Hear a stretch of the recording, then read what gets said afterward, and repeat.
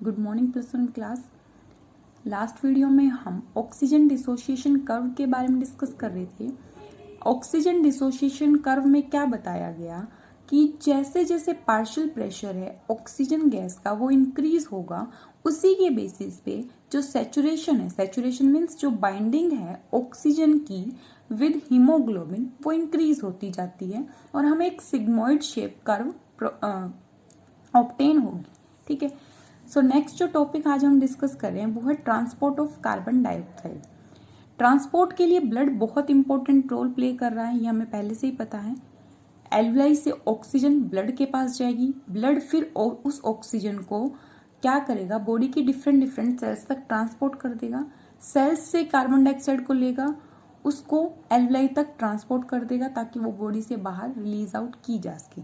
सो ये दो डायरेक्शन में काम किया जा रहा है। CO2 को सेल्स से लेके एल्वुलाई तक पहुंचाया जा रहा है और ऑक्सीजन को एल्वुलाई से लेके सेल्स तक ट्रांसपोर्ट किया जा रहा है।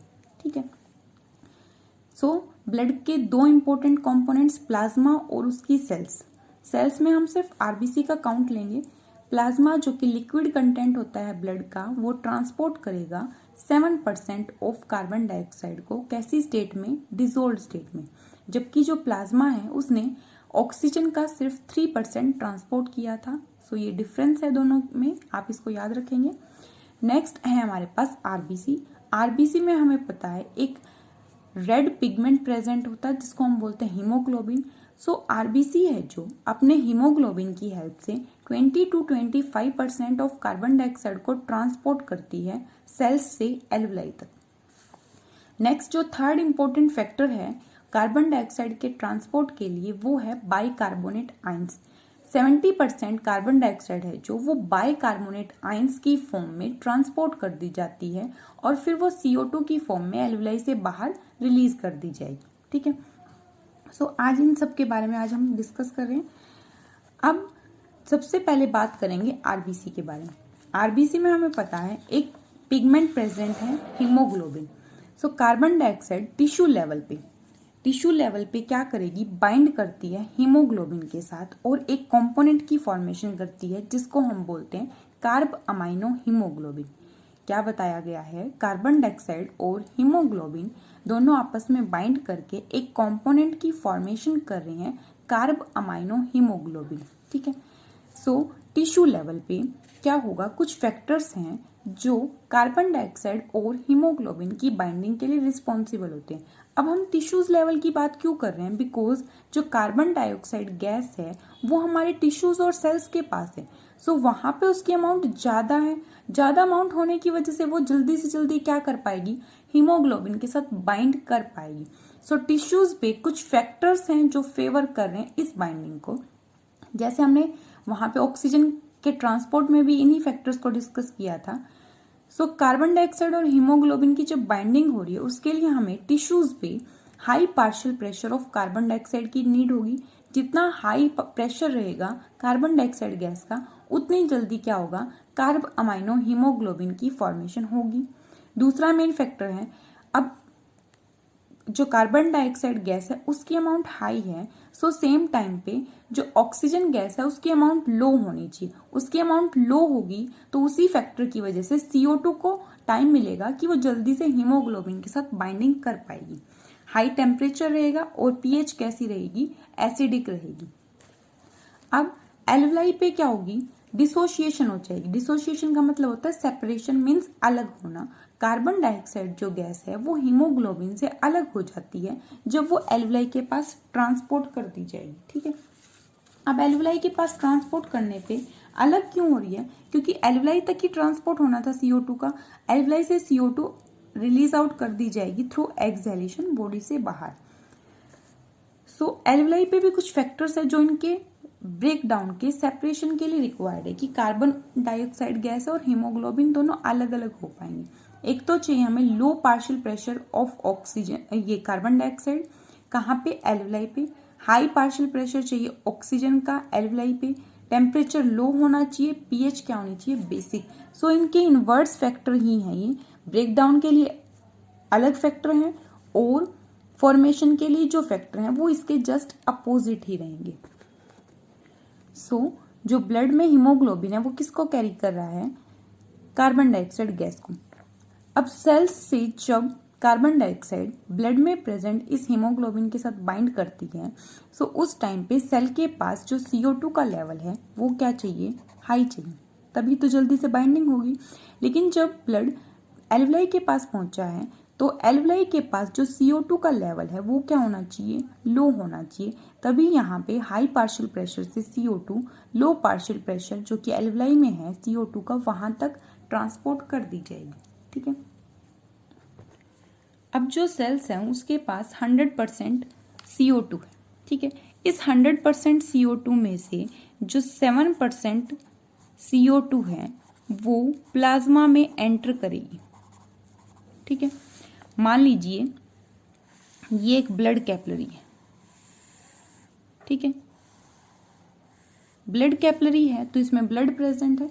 ब्लड में हमारे पास क्या क्या है, हम एक सेल ड्रॉ कर रहे हैं, ये जो है सेल ये है RBC। ठीक है, ये कौन सी सेल है, RBC। और RBC के बाहर ये जो लिक्विड कंटेंट आपको दिखाई दे रहा है ये है प्लाज्मा। सो 7% जो CO2 थी ये हमारे पास कोई भी सेल थी, बॉडी की सेल, जहां पे क्या हुआ था, ग्लूकोज प्लस ऑक्सीजन ये दोनों जुड़े थे और ATP प्लस में कार्बन डाइऑक्साइड गैस इनकी फॉर्मेशन हुई थी।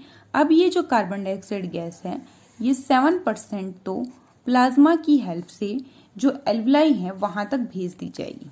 यहाँ पे हम ड्रॉ कर लेते हैं, ये हमारी एल्वलाई जो कि लंग्स में प्रेजेंट हुई। तो प्लाज्मा इस 7% कार्बन डाइऑक्साइड गैस को कहाँ पहुंचा देगा, एल्वलाई में पहुंचा देगा। उसके बाद 7% जो थी वो ट्रांसपोर्ट होगी प्लाज्मा की हेल्प से। अब बच गई हमारे पास 93%। 93% जो CO2 है, अब ये जो CO2 है ये एंटर करेगी RBC में। RBC में टोटल कितने परसेंट CO2 आई है, 93%। 93% में से जो 25% है वो CO2 किसके साथ जुड़ती है, हीमोग्लोबिन के साथ जुड़ जाती है।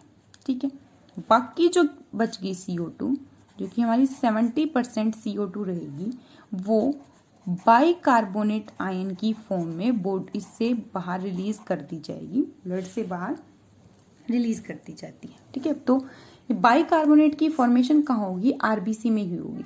सो अगर टोटल अमाउंट ऑफ RBC में CO2 की जो एंटर कर रही है वो है 93%, लेकिन RBC में प्रेजेंट हीमोग्लोबिन के साथ सिर्फ 20 to 25% जो CO2 है वो बाइंड करेगी और उसमें से बाकी जो 70% है वो बाइकार्बोनेट की फॉर्म में ट्रांसपोर्ट कर दी जाएगी, कहाँ पे, एल्वलाई तक। ठीक है जी, अब ये कार्बन डाइऑक्साइड और हीमोग्लोबिन बाइंड करके क्या बना देते हैं, कार्ब अमाइनो हीमोग्लोबिन की फॉर्मेशन कर देंगे। सो यहाँ पे CO2 प्लस हीमोग्लोबिन क्या बन जाएगा, कार्ब अमाइनो हीमोग्लोबिन। इस कार्ब अमाइनो हीमोग्लोबिन में से जो CO2 है उसको एल्वलाई तक ट्रांसपोर्ट कर दिया जाएगा। ठीक है, अब ये जो बाकी 93% में से 70% जो कार्बन डाइऑक्साइड बच गई इसके साथ क्या होगा, ये जो 70% है कार्बन डाइऑक्साइड गैस ये क्या करेगी, RBC में लिक्विड प्रेजेंट है, देखो ये 70% भी RBC में ही आई है, प्लाज्मा में सिर्फ 7% आई है। ये 70% कार्बन डाइऑक्साइड RBC में जो H2O है, वाटर है, उसके साथ कंबाइन होगी। क्या होगा, carbon dioxide plus water combine होंगे। ठीक है, और ये एक रिवर्सिबल रिएक्शन रहेगी। ठीक है, रिवर्सिबल का मतलब फॉरवर्ड बैकवर्ड दोनों डायरेक्शन में ये मूव ऑन हो सकती है। सो ये दोनों कंबाइन होंगे और इनकी कॉम्बिनेशन के लिए एक एंजाइम रिस्पॉन्सिबल है जिसका नाम है कार्बोनिक एनहाइड्रेज। ठीक है, इस एंजाइम की प्रेजेंस में, जो कि कहाँ था, RBC में था, कार्बन डाइऑक्साइड जो 70% कार्बन डाइऑक्साइड है वो वाटर के साथ कंबाइन होती है और बना लेगी H2CO3। H2CO3 क्या होता है हमारे पास, कार्बोनिक एसिड। क्या है ये? Carbonic acid. ठीक है, अब ये जो कार्बोनिक एसिड था ये आगे ब्रेक डाउन होगा रिवर्सिबल मैनर में। रिवर्सिबल मैनर में मतलब फॉरवर्ड बैकवर्ड दोनों डायरेक्शन में रिएक्शन जो प्रोसीड हो सकती है। जब ये ब्रेक डाउन हो रहा है तो ये क्या फॉर्मेशन करेगा? HCO3 नेगेटिव प्लस में हाइड्रोजन आयंस। HCO3 नेगेटिव का मतलब क्या है? By carbonate ion. ठीक है, तो 70% जो CO2 है उसका बाई कार्बोनेट की फॉर्म में ट्रांसपोर्ट किया जाएगा। कहाँ पे? एल्वुलाई तक। ठीक है, और एल्वुलाई में जब ये जाएगी तो CO2 की ही फॉर्म में जाएगी। कार्ब अमाइनो हीमोग्लोबिन से भी CO2 की फॉर्म में ही जाएगी। प्लाज्मा से जो CO2 है वो भी एज इट इज CO2 की फॉर्म में जाएगी। मतलब यहाँ ये डिफरेंट फॉर्म में प्रेजेंट है, जैसे कि बाई कार्बोनेट आयन की फॉर्म में, तो यहाँ से कार्बन डाइऑक्साइड बनेगी और RBC से जब ये ट्रांसपोर्ट होगा तो बाई कार्बोनेट आयंस नहीं जाएंगे, क्या जाएगी? कार्बन डाइऑक्साइड जाएगी और एल्वुलाई से ये CO2 बॉडी से बाहर रिलीज आउट कर दी जाएगी।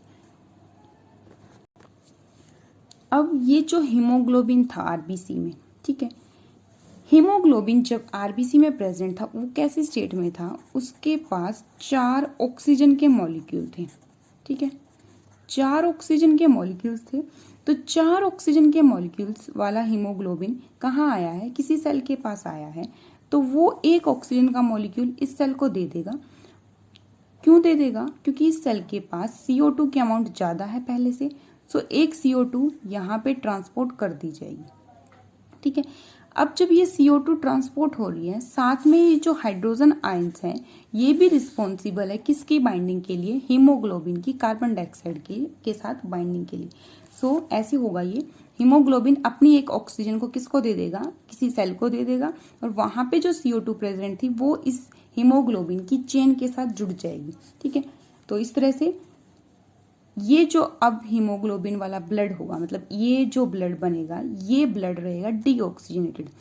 सो नॉर्मल कंडीशंस में 4 में से ऑक्सीजन का एक ही मॉलिक्यूल किसी सेल को दिया जाता है, लेकिन जब भी कोई हैवी एक्सरसाइज कर रहे हैं, डीप ब्रीथिंग हो रही है, उस टाइम पे 2 या 3 मॉलिक्यूल्स हैं जो ऑक्सीजन के, वो ट्रांसपोर्ट कर दिए जाएंगे।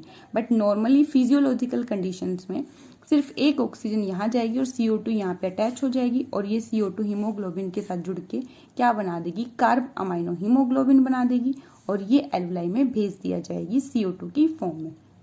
ठीक है, सो इस तरह से 100% जो CO2 थी सेल्स के पास वो ट्रांसपोर्ट की जा रही है 3 वेज में। 7% डायरेक्ट कहाँ एंटर करी? प्लाज्मा में एंटर कर दी, और प्लाज्मा से ये एल्वुलाई तक चली जाएगी। फिर 93% बच गई। 93% CO2 हमारी RBC में एंटर करेगी। RBC में जब एंटर कर रही है तो 25% कार्बन डाइऑक्साइड हीमोग्लोबिन के साथ कंबाइन कर रही है।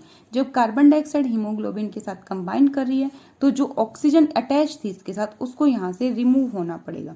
ठीक है, सो डिसोसिएशन है जो ऑक्सीजन और हीमोग्लोबिन का, उसके लिए क्या फैक्टर जरूरी था? कि जो CO2 है उसकी अमाउंट ज्यादा हो सेल्स के पास, ये हमने पहले से पढ़ा था। सो CO2 की अमाउंट यहाँ ज्यादा है, CO2 यहाँ लगेगी और अब ये बन जाएगा कार्ब अमाइनो हीमोग्लोबिन। यहाँ से CO2 इस एल्वुलाई तक भेज दी जाएगी। बाकी जो 93% CO2 बच गई है हमारे पास, उसके साथ क्या होता है? वो भी हमारी RBC में एंटर करेगी, क्योंकि टोटल RBC में 93% CO2 की एंट्री होती है। वो वाटर के साथ रिएक्ट करती है किस? एक एंजाइम कार्बोनिक एनहाइड्रेज की प्रेजेंस में, जो कि RBC में प्रेजेंट होगा और लिटिल अमाउंट में प्लाज्मा में भी मिल सकता है। सो जब ये दोनों रिएक्ट करेंगे तो कार्बोनिक एसिड की फॉर्मेशन होती है। कार्बोनिक एसिड ब्रेक डाउन होगा बाई कार्बोनेट आयन और हाइड्रोजन आयंस की फॉर्मेशन करेगा। हाइड्रोजन आयंस हैं, इनकी अमाउंट इंक्रीज हो रही है। ठीक है, हाइड्रोजन आयंस की अमाउंट इंक्रीज होने का मतलब क्या है? पीएच यहाँ पे एसिडिक हो चुकी है, और एसिडिक पीएच होने की वजह से CO2 जो है वो हीमोग्लोबिन के साथ कंबाइन करती रहती है। अब जो 100 ml ऑफ डीऑक्सीजनेटेड ब्लड है, डीऑक्सीजनेटेड ब्लड का मतलब क्या है? उसके साथ CO2 जुड़ चुकी है, अब वो डिलीवर करेगा 4 ml ऑफ CO2 को एल्वुलाई तक। ठीक है, तो ये जो अब हीमोग्लोबिन बनेगा जिसके साथ CO2 लग गई है, ये 100 ml ब्लड हमारे पास 4 ml जो कार्बन डाइऑक्साइड है उसको एल्वुलाई तक ट्रांसपोर्ट कर देगा। ठीक है, सो ये ट्रांसपोर्ट ऑफ कार्बन डाइऑक्साइड था।